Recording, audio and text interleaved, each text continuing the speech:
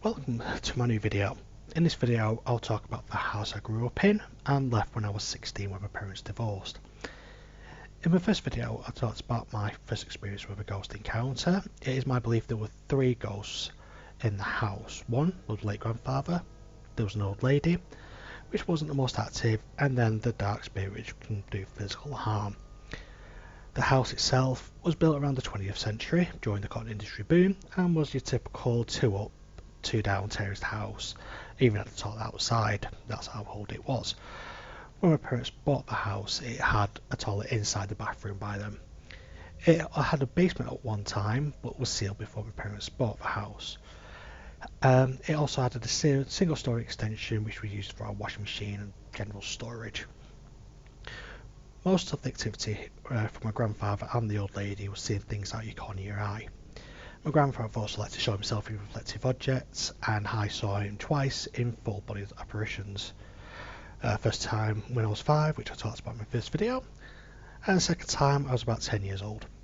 I had bunk beds because I shared a room with my younger brother. I was on the top bunk and woke up in the middle of the night feeling I was being watched. I was facing a wall, so I turned around and saw him leaning on our tall boy wardrobe. I jumped in fright and he was gone. So let's talk about the dark spirit. I'm not sure whether this spirit was a living person at one time or something else altogether. From a young age, I would be going downstairs and would feel a light push my back or my foot being pulled so I'd miss a step. This would only happen near the top of the stairs. It wasn't every time, as looking back on it I think it took a lot of energy to physically interact with me and my younger brother. I think the dark spirit took residence in my attic, as the two bedrooms had built-in wardrobes, which were done in 3 parts. The bottom was a simple pull-out drawer, middle was our main wardrobe, and then the top door, then which led to the attic. It was also accessible from my parents' room. They were connected. The top door on my side would open on its own every now and again. Most of the time it happened, it was when everyone was either out of the house or at night when everyone was asleep. It scared me every time I found it open. Only a few times I saw it open when I was in my bedroom. The biggest mistake I did when I was a teenager was I wanted to look in the attic to see if there was a hole in the roof which could be allowing in wind, which could push open the door. My best friend at the time came over with his dad's high-powered flashlight to have a good look. We pushed the attic cover up. Being made of wood, it was very heavy and it took both of us to move it. When we looked in the attic with the high-powered flashlight, we noticed it had trouble penetrating the darkness up there.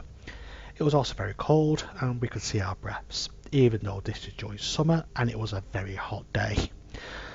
Looking around the attic, nothing seemed out of place, and the roof had no holes or gaps. We got panicked, got down, put the attic cover back, and that was that. But now, as I found out later, it was too late. The dark spirit got out, and as a result, it was able to interact more in the physical world. It was out to cause harm. One day, coming home from school, I opened the front door and all I could smell was natural gas. Lots of it. Quickly worked out it was coming from our kitchen dining room. I had to lock the kitchen door, which had a deadbolt, and I was hoping it wouldn't cause a spark as I unlocked it and blow everything up. I got into the kitchen to find our gas oven on. All the burners, the grill, everything was on full, just pumping out gas.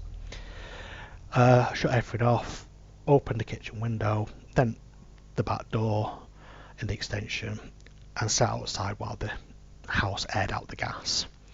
I told my parents when they got home from work, and I'm picking up my younger brother from my grandparents' house. No one had any idea of how this happened, but again, this is me thinking it was the dark spirit. The worst experience I had with this dark spirit was when I was 15. I was in the house by myself, in my bedroom playing on my Super Nintendo at the time, near my window.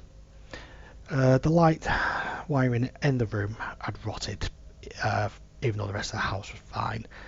Again, think the dark spirit caused the rotting in the bedroom. I had a lamp, but it wasn't dark enough to turn it on at the time, and being near the window, it was still light enough. Well, there I was, sitting on the floor, playing on my console, when my bedroom door slammed shut. I was surprised with the force it shut at. It didn't break the glass panels I had in the bedroom door. I looked over and noticed it was a lot darker at the end of my room than it should be. I soon realised it was the dark spirit. The darkness was then stretching forward, making my room darker and darker. I got a feeling that this thing was finally out to get me. And all the light in my room was coming from my TV, which was now going dimmer, as if someone was messing around with the brightness. I was frozen in fear. As this darkness kept coming forward, it was when it was like less than a foot away, the landing light turned on, lighting up my room through the glass panels and forcing the darkness and the spirit back out of the room. Finally got up, ran out my room, expected to see my parents, but the house was empty apart from me. I thanked whoever switched the light on, and then left the house, going over to one of my friends, as I didn't want to spend any more time in the house after what just happened. After this event, the dark spirit decided to leave me alone and turn its full attention to my younger brother. I'll try and get him to document his experiences with the dark spirit. I have lived in other haunted houses, including the current one I'm living in at the moment, but nothing comes as close as the dark spirit that I experienced growing up. There is one contender, however, and this was in the first house I lived in when I moved out from my mum's house when I was 22 to live with my girlfriend at the time. For ages, nothing happened until one night I was in bed watching TV when my girlfriend walked in with a very puzzled look on her face and said, "How did you get in here?" This question puzzled me, and replied with, "What?" She went on to explain that she saw what she thought was me in the spare bedroom looking for something, and then I was in the bedroom. This is when it dawned on her that someone might be in the house. I looked around and found nothing, no sign of break-in or the person she saw. On Christmas Eve, that same year, is when the spirit started to get a bit menacing. We had a house party for family and a few friends. As the night was coming to an end and people started to head home, only a few people were left. This included like me, my girlfriend, brother, his friend, and a few other friends of ours who were staying the night. I was trying out a new game at the time that was bought for me as an early Christmas present when my brother's friend declared that he was going to the toilet. As he started opening the living room door, all you heard was a loud, angry expelling of breath, similar to lights of like, "Argh!" So he quickly closed the door. I paused the game, looked over, and everyone stopped talking, and he asked, "Did you hear that?" Which we all did. At night, you heard it banging around upstairs, and when you went upstairs to look, the banging would then start downstairs, and vice versa. One night, me and my girlfriend heard it in the spare room, pulling out my PC desk's sliding keyboard, and then slammed it closed hard enough we heard the keyboard and mouse land on the floor. I looked at my girlfriend and said I'll pick that up in the morning because there was no chance I was going in there after it just happened. The following Christmas Eve, my brother came round to drop off some presents and see his nephew who was just born earlier that year. Before he left, he asked if he can quickly use our toilet. I said, "Yeah, sure."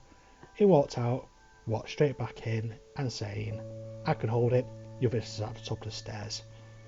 Then we heard things being thrown around, smashing.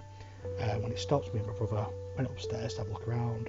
Nothing was out of place, nothing was broken. There was a rumour that the whole housing estate was built on an unmarked graveyard, and not far from the house was a disused rail line which was used to transport workers to the factory it was connected to, And again, the rumour is that one night the train derailed and some of the passengers passed away, and on certain nights you can hear the train derail and the scream of those passengers. So with that, I'll end this episode. Thank you for listening, and if you did enjoy the video, please leave a like, subscribe and hit the bell icon to be informed of any new videos I do. And with that, good night and sleep tight.